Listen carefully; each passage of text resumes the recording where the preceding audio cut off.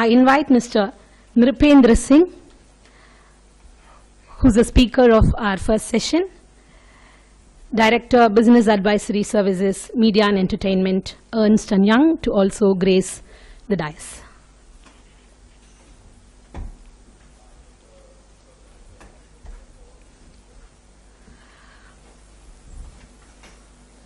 Mr. Satish Agarwal, President, All India Broadcast Manufacturers and Distributors Association of India, will now honor our chief guest with a shawl.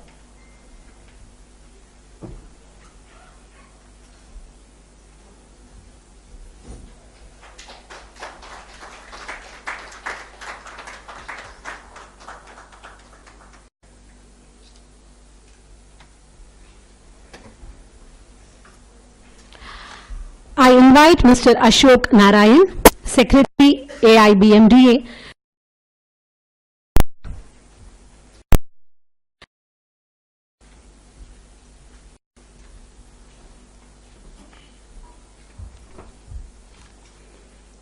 A very good morning to all the enlightened ladies and gentlemen. We welcome you first to the conference. This is the first conference being organized together with our exhibition. And before we start the program, I just wanted to say a few words about the activities which our association has been involved in lately, and also what we plan to do in the near future. The All India Broadcast Manufacturers and Distributors Association of AIBMDA, as we know it all, is the voice of the broadcast equipment and industry, and for equipment and software industry in India. It was established in February 2008 under Section 25 of the Companies Act 1956.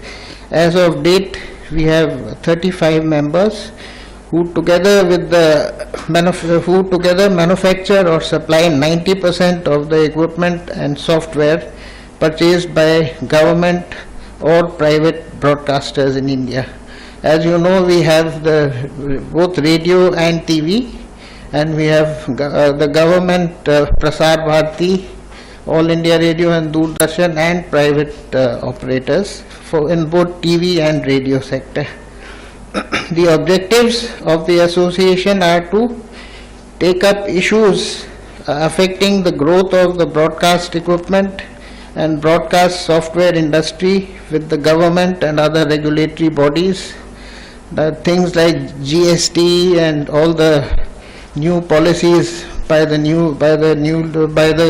Modi government. There are a lot of initiatives in this area which in some way or the other do affect our operation favorably or otherwise. So to take up those issues, find ways of resolving problems faced by the industry from time to time through a continuous process of discussion with its members, to monitor developments in the broadcast sector and share it with its members on a continuing basis.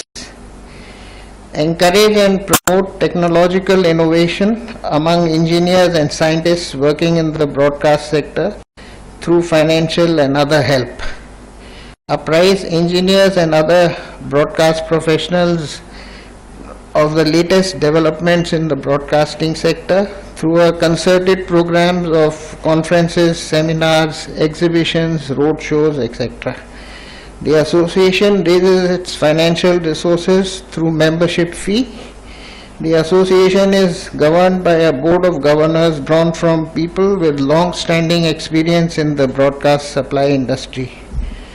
The association has recently launched its continuing education program, CEP, in which it invites well-known personalities in the field of broadcasting to speak to its members once every month.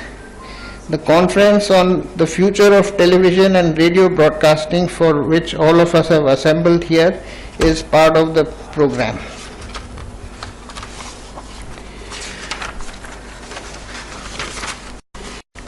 The association has collaborated recently with the Broadcast and Cablesat magazine to send daily newsletters to it.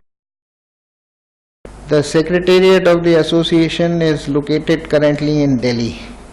The present conference that all of you are here to attend has been designed to focus on the future of television and radio broadcasting. I would request you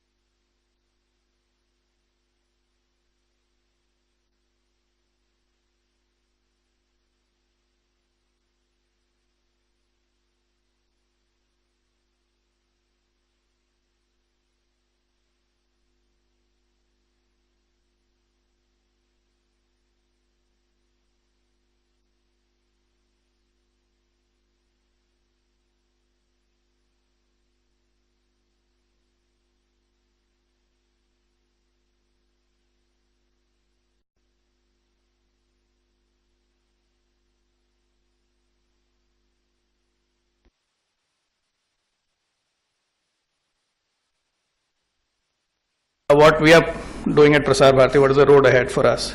So this was broadly what I had in mind to share with all of you this morning. So first let me take up convergence. I think it's a theme that is going to drive a lot of change at multiple levels. And I'll take a very small example of our own organization.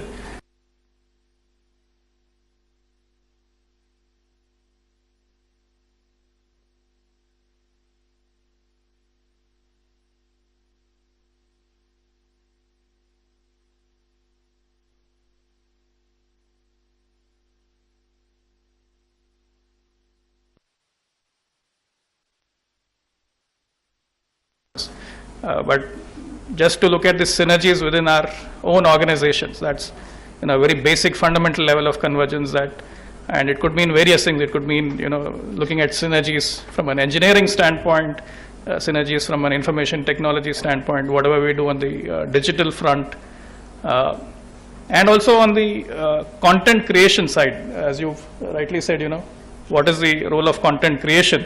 There's a lot of content creation which could be common across both these platforms, and so there is a need for convergence there as well, especially news, right? Because today a lot of news is the way it is gathered, sourced. It happens today. News breaks on Twitter even before a PTI or an AI picks it up, right? So a lot of that could be common across our platform. So there is very fundamental level of convergence that we can think about within our own organization. Then comes the consumer standpoint.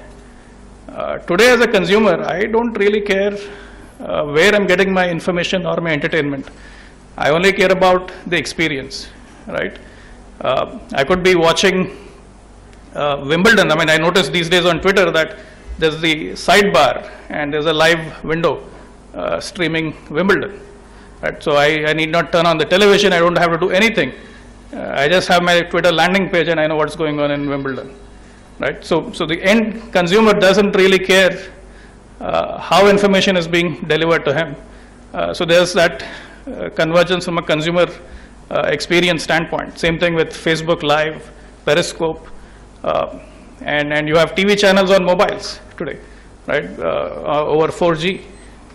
So whether it is digital terrestrial or 4G broadcast or live streaming on Facebook or Periscope, there is that convergence from a consumer experience standpoint. And the consumer only cares about what is the best experience for him or her, and they don't really care what is the underlying technology that is delivering that experience. So there is consumer convergence at that level as well. Then if you go a level below, there is what is being talked about, convergence of the broadcasting infrastructure and the internet telecom infrastructure. You already have, I think in Australia, they're doing experiments on 4G broadcasting, where you could deliver TV content over 4G. And then in the US, you have ATSC 3.0. I understand there's a session tomorrow on DVB T2 and ATSC 3.0. So there is talk of broadcast broadband convergence, where today if a live stream, a very popular live stream, if let's say it's a popular game or which is not available on TV, or it's a popular speech, or and it is choking the internet, you should have the ability to on demand shift the traffic onto the broadcast spectrum, right? So that kind of convergence, and that's a scenario that is being talked about in ATSC 3.0. Then they're talking of disaster management and emergency alerts, because whenever disaster strikes, the first casualty is the telecom network. Last week, I was in Delhi, in the heart of the capital, and around 7:30 p.m., you could not make a single mobile phone call on either Airtel or Vodafone. Something was wrong across the board. Everyone, nobody was able to make phone calls, right? So something had gone wrong. So situations like this, where the mobile networks are vulnerable to traffic spikes, the broadcast spectrum is very ideal way to deliver emergency alerts, right? And so to be able to do that, so that's another kind of convergence. And then there's talk of 5G, and with 5G, I mean, people are talking of gigabit speeds and millimeter wavelength, technology and so on. So what does all of this convergence mean for India? What do we need to do as one of the largest democracies in the world, and an open democracy, and biggest market, right? And this is where I want to talk about the power of the market. If you take the example of cricket and IPL, right, I think it is the finest example of how the power of the market can be leveraged, where India sets the standard for the world. Today you have cricketers in Australia or South Africa or West Indies, and their dream is to come and play in IPL, because that is how they get their fame and build a career and so on. And that is possible because we have that power of a billion people market, which, unlike China, we are open, we are a democracy. So people can come here and do things. So there's freedom of expression, and that just allows for a lot of creativity and a lot of opportunity. So that power of the market is something we have to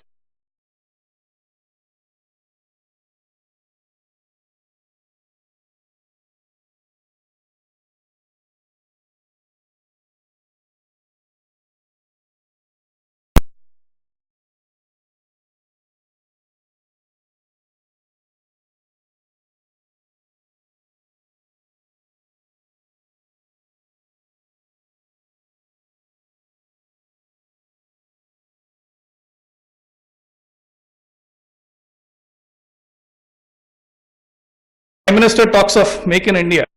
He's talking about manufacturing happening here, technology being created here, startups in India being groomed and nurtured, and taking the promise of digital India to that last mile in these small towns and villages.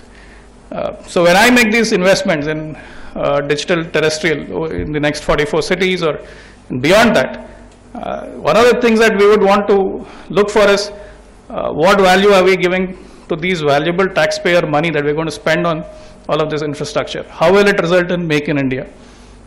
So if there is technology being sourced from Italy, UK, Germany, the United States, how do we make those transmitters in India? How do we make all of that infrastructure in India? What kind of jobs can we create? What kind of startup ecosystem can we build? So I think that is going to be a very key factor. Second aspect to that is how do we design for India? Because DVB-T2 may have been designed with certain markets in mind. ATSC 3.0 may have been designed with certain markets in mind. What are the unique needs of the Indian market? Who is thinking about that? And how will the next generation of standards reflect the needs of the Indian market? And how do we ensure that that happens in India? And again, this is where the power of the market becomes very important. If you look at the telecom world, I remember during my Infosys days, when I started off, it was all in wireless and wireless data, and you had this whole battle between CDMA and GSM.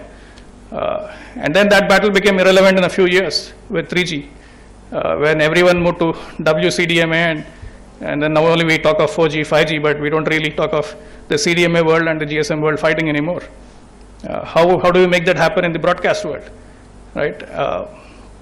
Whether it is DVB, whether it is ATSC or any of the other standards, how do we converge them to a common roadmap from an India standpoint so that we get the best, and that best reflects the realities, the unique needs of the Indian market? And I think this is where we have to leverage the power of the market, that 1 billion people are hungry, they're waiting to consume these new technologies, but then you've got to build it for us. Don't just expect us to buy what you have built in other markets, right? And a logical extension of that is how do we make India the innovation hub for broadcasting?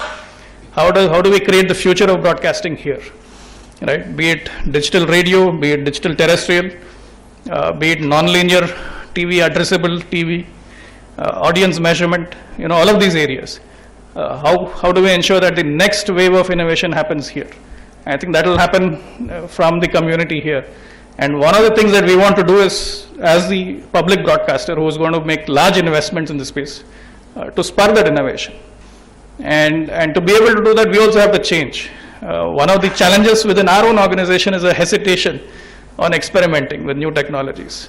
What will the market think? What will our vendors think? I think we have to flip that mindset that unless we are bold, unless we experiment, the market will not step up and partner with us in building the future. Otherwise, we will just be forced to go along the road that they've already laid, while we should be the ones defining where the road should lead us to. So a big goal for us would be to create that innovation ecosystem in India around broadcasting, so that the investments that the public broadcaster makes, there is value for the country, for the taxpayer, and there's a roadmap to the future. And we future-proof our investments, because we can't be in a situation where by the time we do our tendering process and the transmitters come, the technology has already moved on, and we're investing in yesterday's technology. So I want to see a roadmap of every vendor that we invest in. This is how your investment is going to be future proofed. This is how this is your upgrade path for T2 or T3 or ATSC 3 or whatever, right? So we would want to see a software upgrade path in all our future investments. Same thing on the digital radio side, right? That we've put transmitters, but nobody is listening because there is no ecosystem of receivers. How do we create that? How do we spur that market? And again, it's the same debate that unless we create that market opportunity, we show the way, it will not happen. We can't just say that, I put the transmitters, my job is done. So we have to actively partner with the ecosystem to create that win-win proposition for both of us. And then I want to also look at any investment that we make in the future. with automation in mind. I was reading and I was astonished. There was this Narayan Murthy committee report when he was still CEO of Infosys. So I had just joined Infosys those days. And he led a committee which looked at Prasar Bharati, late 90s, early 2000s. And there's a whole chapter there dedicated on engineering at Prasar Bharati. And that report says that the ratio of engineers to our infrastructure, when compared to other markets, there's barely any automation. We were so resource heavy, people heavy. So one of the things that we have to consciously look at in all our future investments is how do we build for automation? How can our infrastructure be monitored remotely? How can it, be aware, alert, react to situations? What degree of automation can we build in all of our architecture? So this is going to be an important thing. And then an open innovation environment where new ideas have a way of coming into the organization, and any new ideas we have can be opened up so that people can build solutions.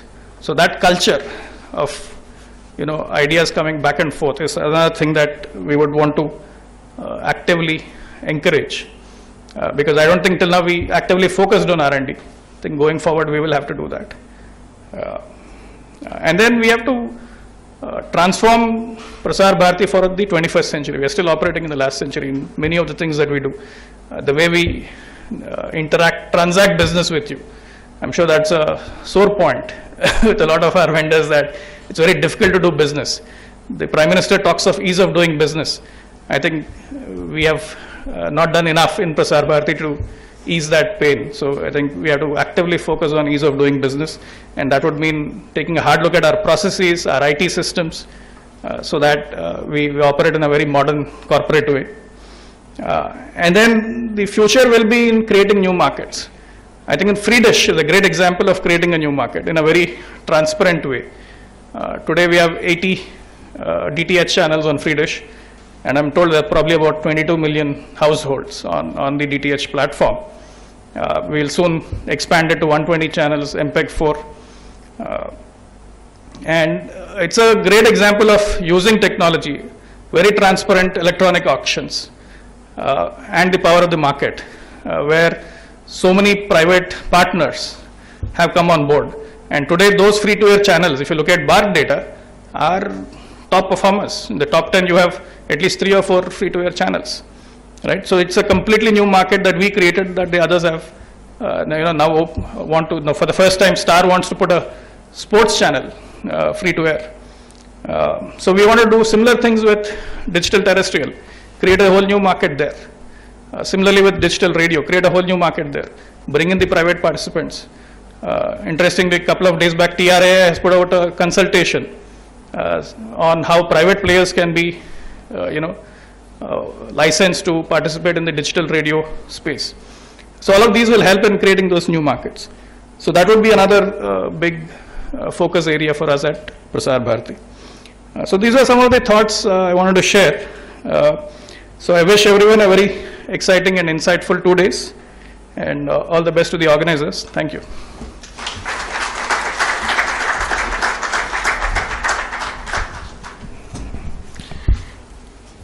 Thank you, sir, for giving us an overall view of the various aspects of broadcasting and media. Your very presence with a smiling face has been an inspiration to us. Thank you very much.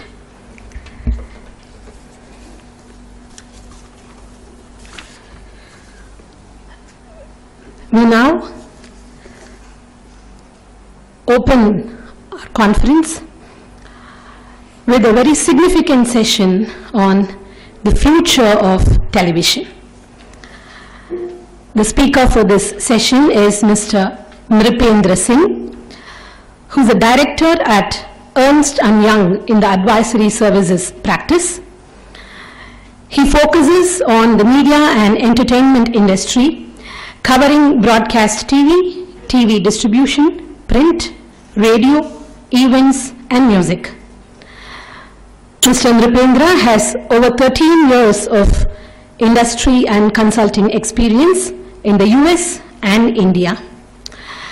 His specialization lies in strategy, business plan preparation, creation, review and validation, enterprise-wide cost reduction, revenue enhancement, process improvement, operational efficiencies, and project management. I now invite Mr. Nripendra Singh to give us his presentation.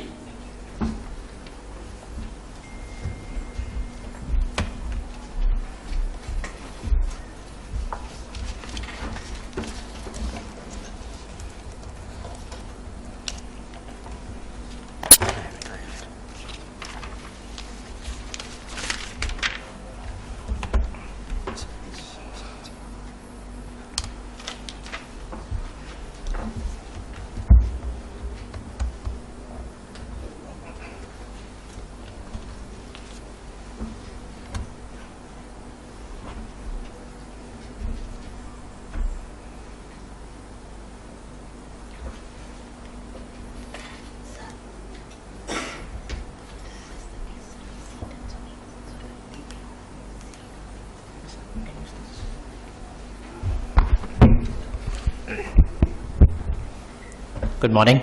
Thank you, sir, for sharing your views on Prasar Bharati. Like most consultants, we like slides, but I'm going to step back slightly and a little bit talk about the business of media, basically stepping back and seeing what we at Ernst & Young are seeing are the changing habits, patterns of our viewers and customers, viewers, listeners, customers, and then there we'll see what we believe would be the road ahead for the media and entertainment industry in India going forward in the next 5 years. Sir, do you want to turn this thing, because I have a few slides, so I don't know if there'll be.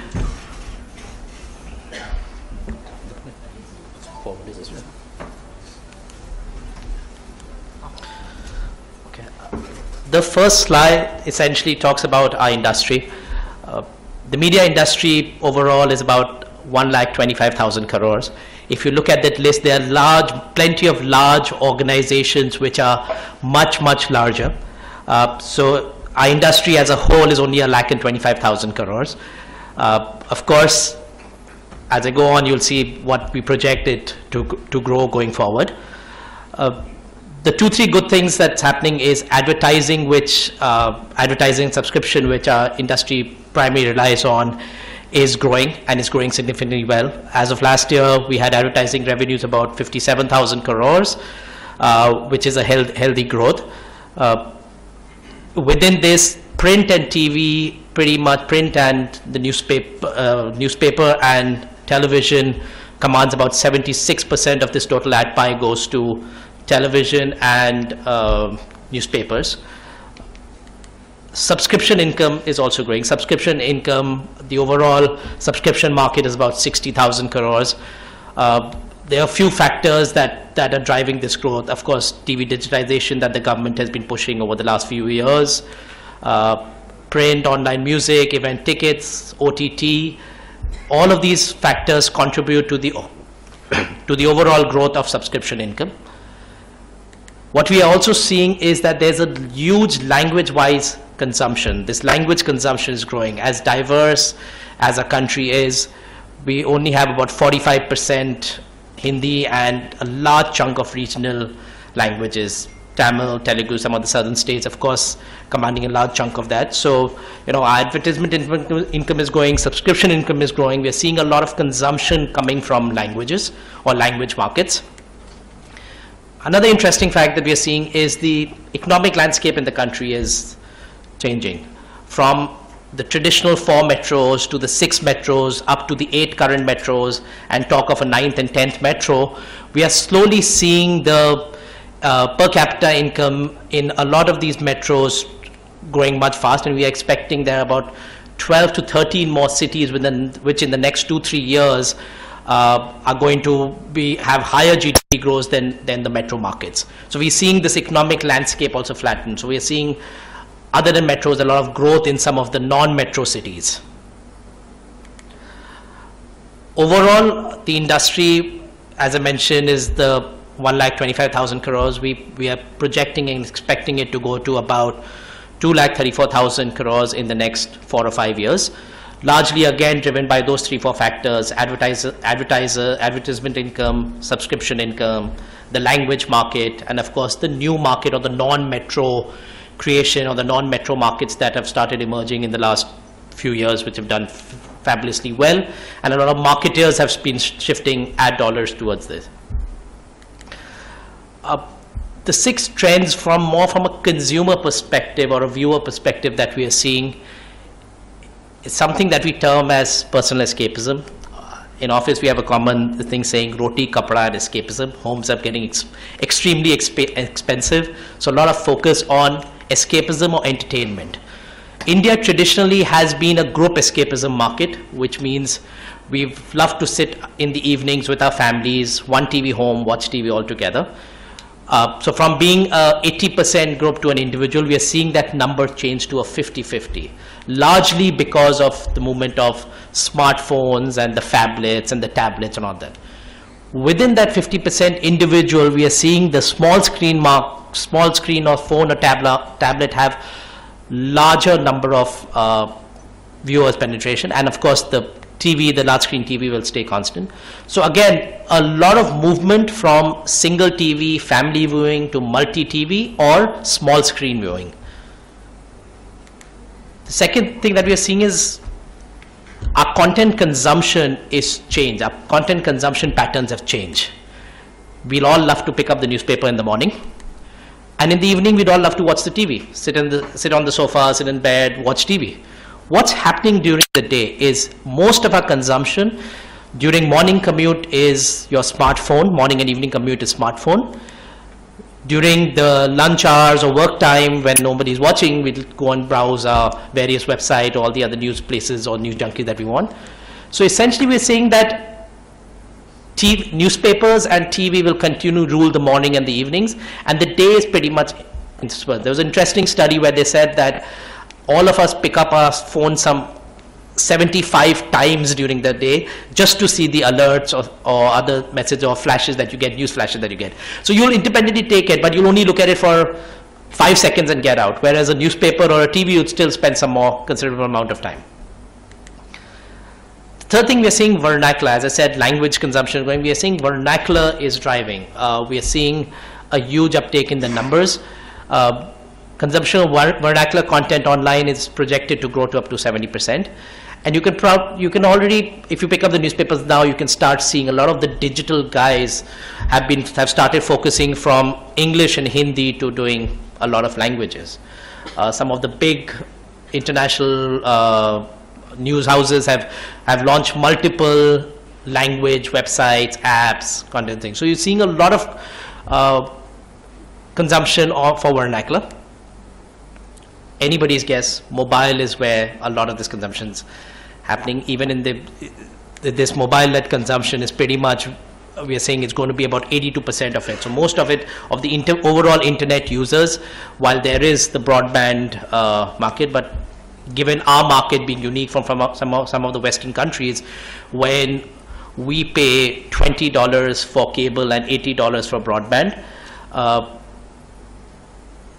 your cord cutting will essentially not happen, because in some Western markets you're paying $20 for broadband and paying $80 for cable. So it's absolutely the opposite. Our broadband costs are phenomenally high, so people are still very happy with their cable because it's the $200, $250, and of course in certain cases it's free dish, it's a free space altogether.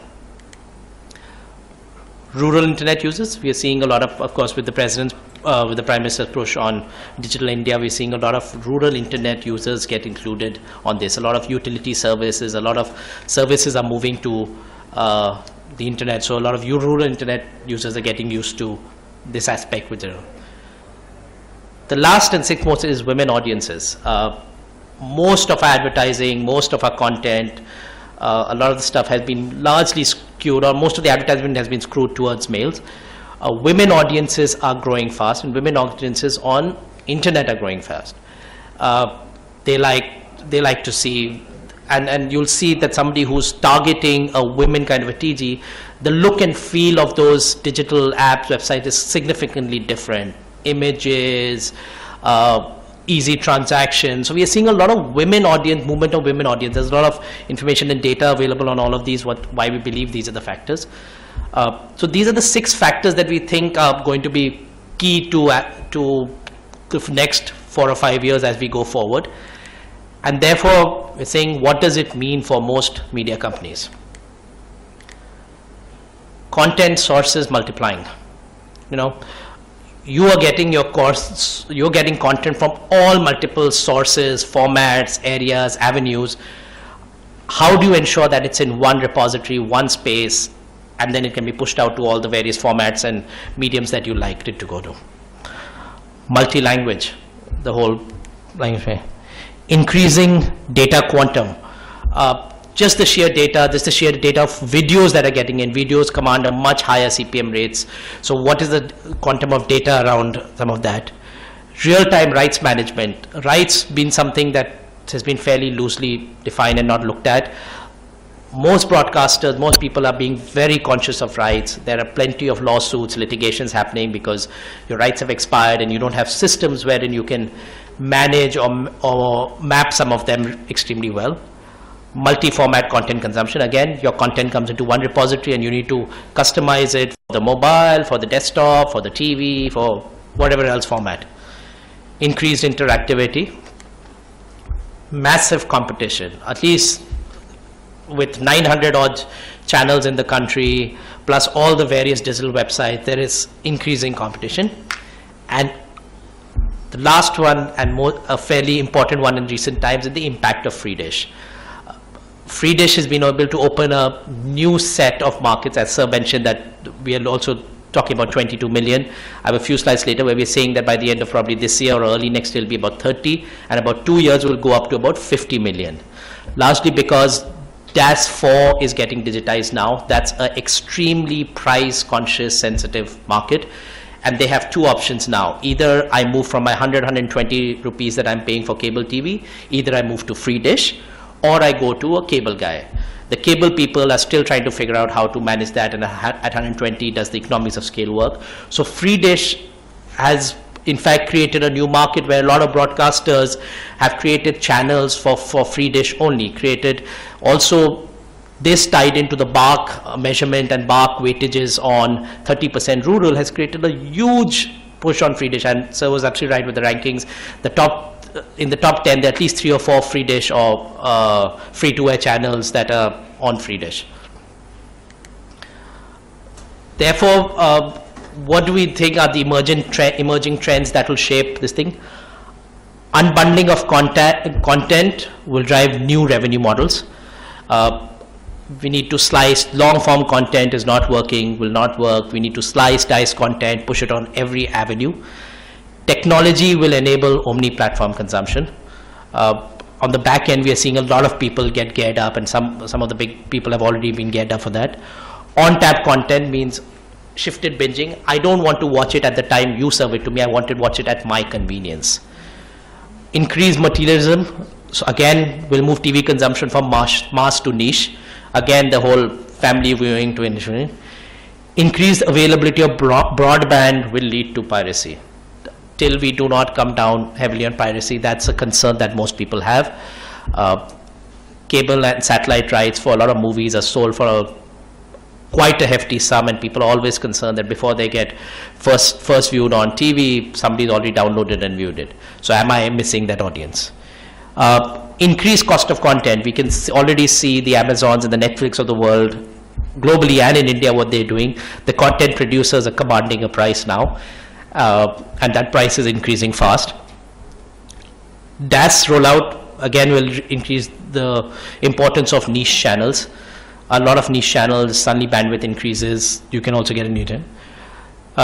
Transparency will lead to per viewer carriage models. Again, this is also tied into the whole recent tariff model where they want to ensure that the pricing of channels is absolutely transparent as well as the discounting of channels.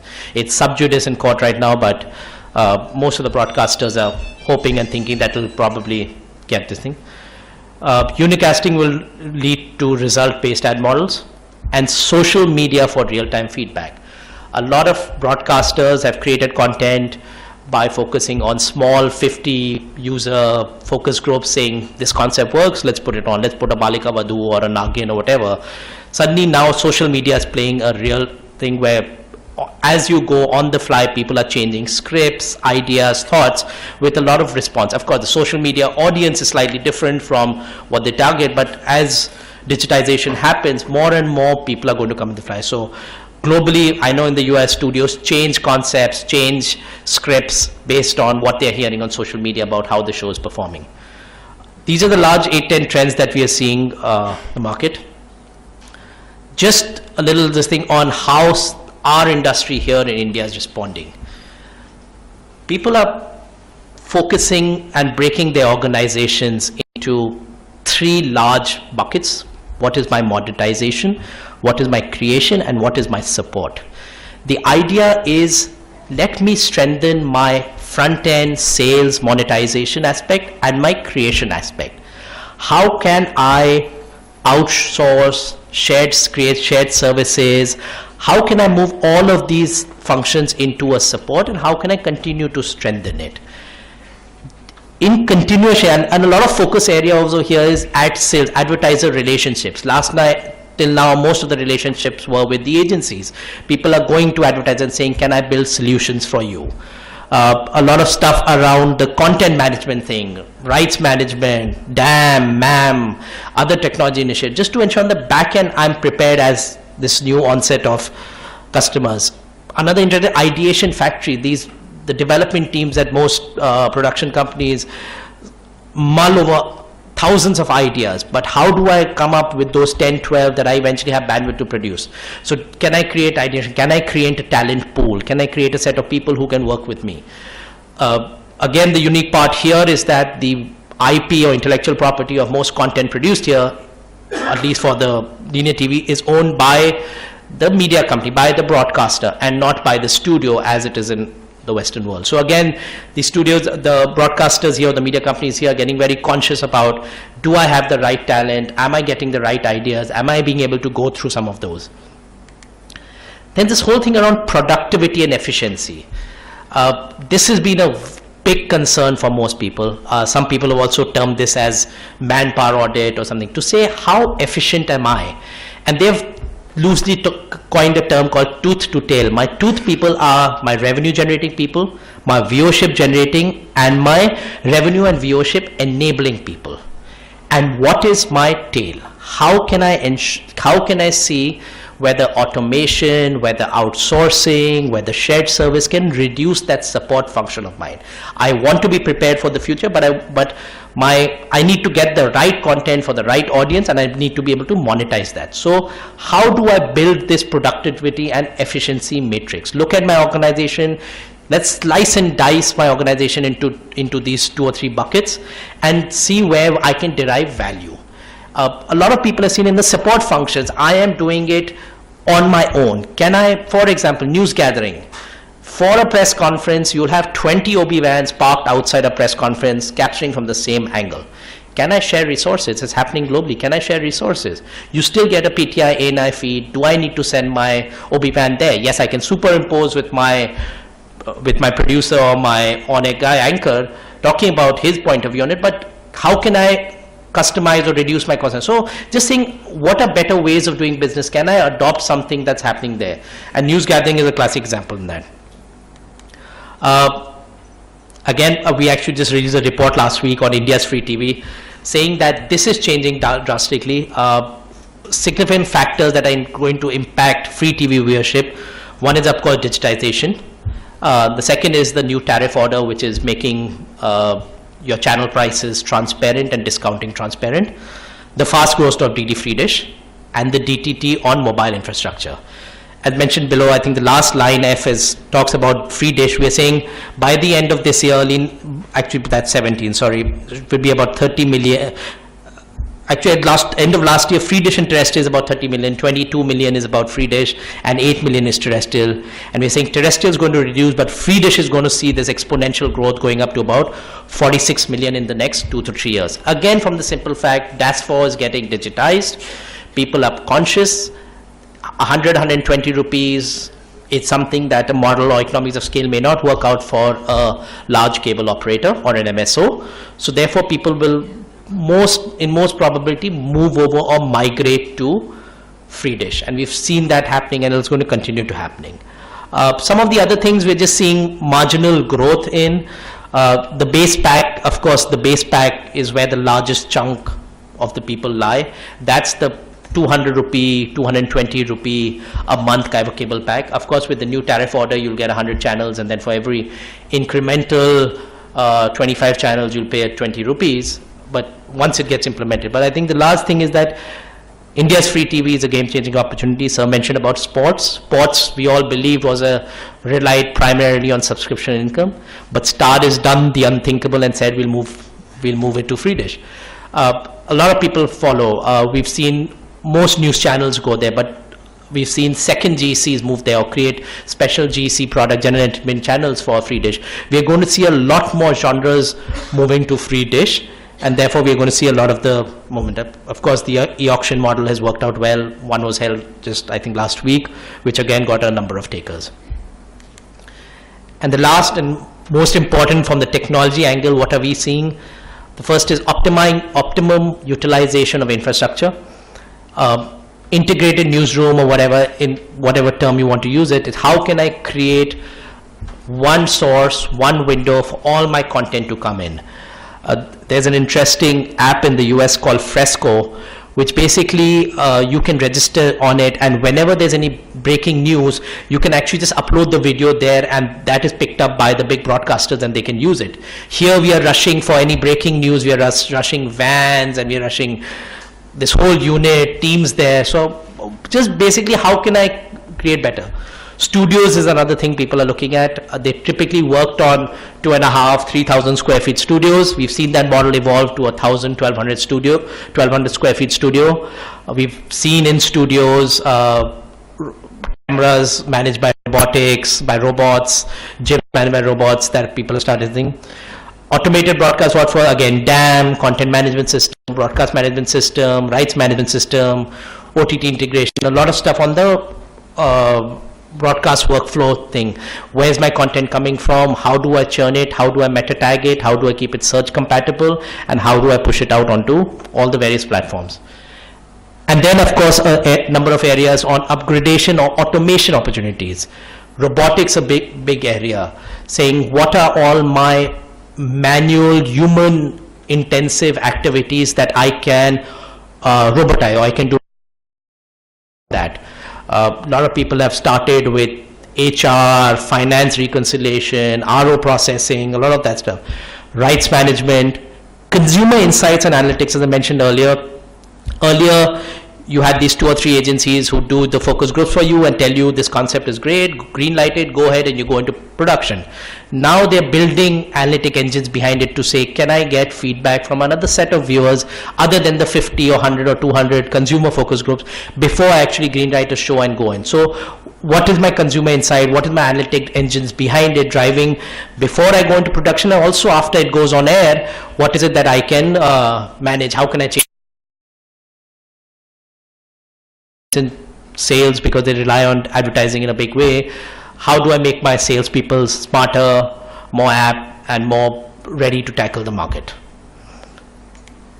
That's all. I know I went a little fast, but I'd be happy to answer any questions if there are. Thank you.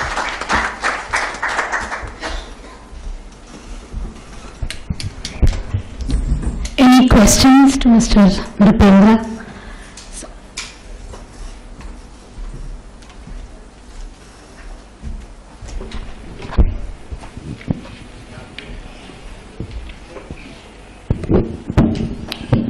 Good morning, my name is Sharad Sadhu, and a wonderful presentation, of course, very sleek.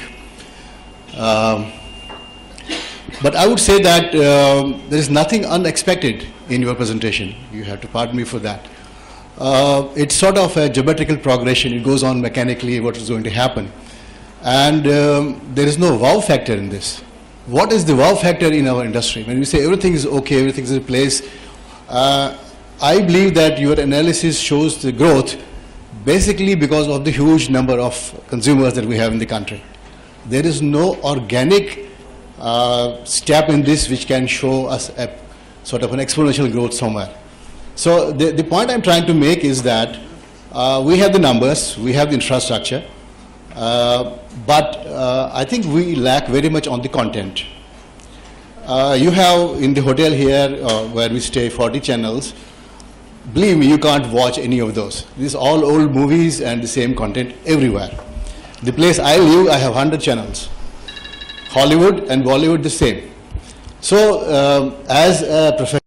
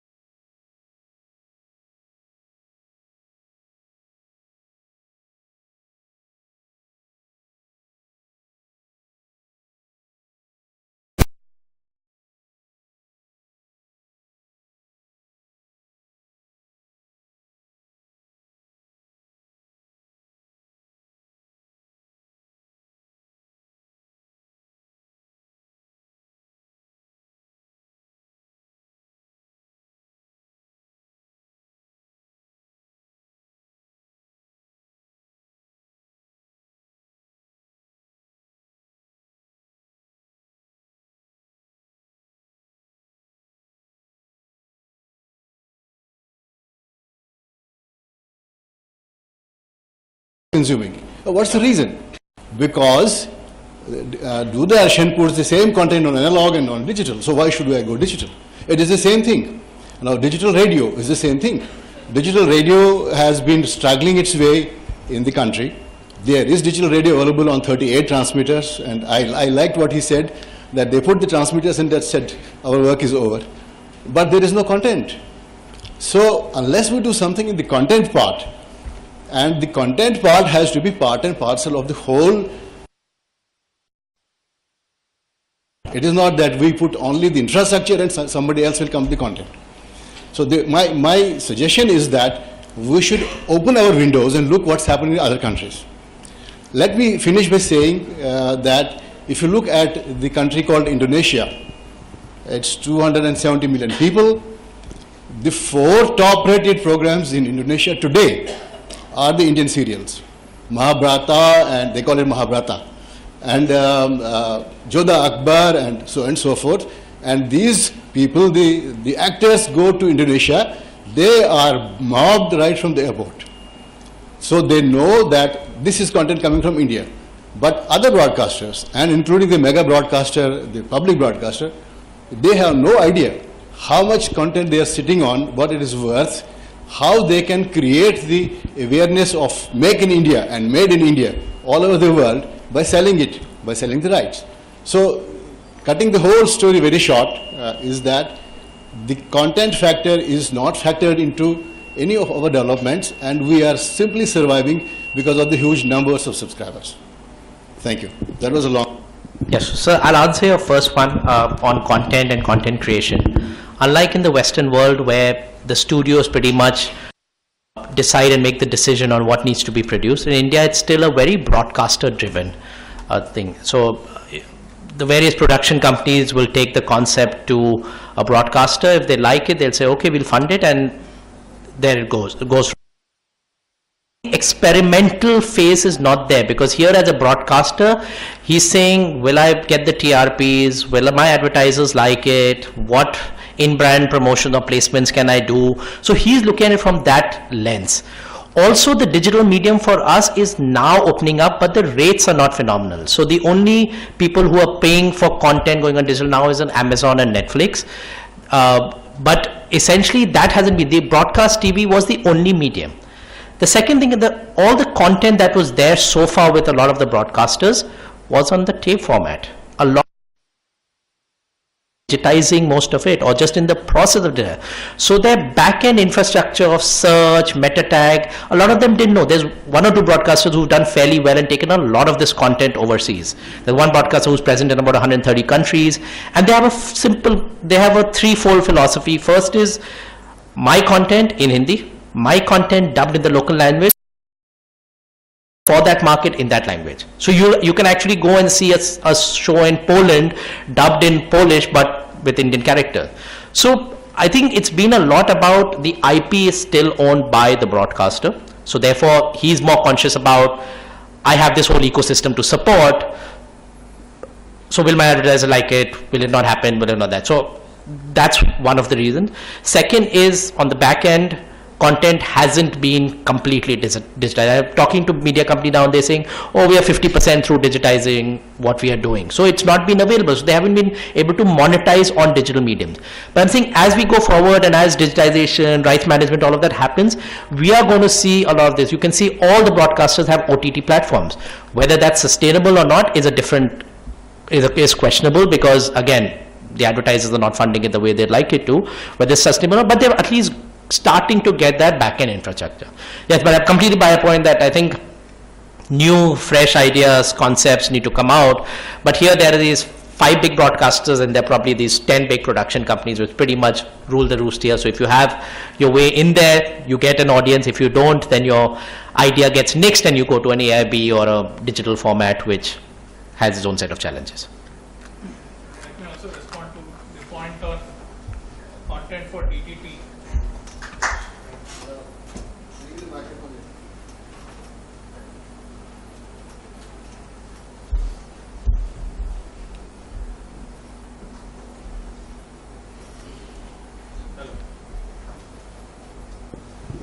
Hello? Yeah. Let me just respond to the point on content for DTT. I absolutely agree. We have to have different content, otherwise nobody is going to watch. If you look at the cost of a DTH set-top box at the lowest end, or the the ICAS box, $1,000-2,000, and then you're going to sell the digital mobile user a dongle for $2,000, it doesn't make sense. If he's only going to get 10 channels, a replica of what he's already getting on DTH or cable. So we have to bring in a very different genre of content for digital terrestrial TV, for it to be interesting for consumers in Bangalore or Chennai or wherever, to be able to take to this new medium. So yeah, I fully agree with you there.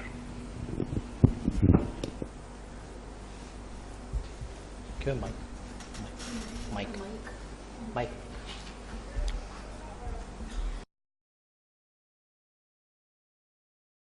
Good morning to everybody.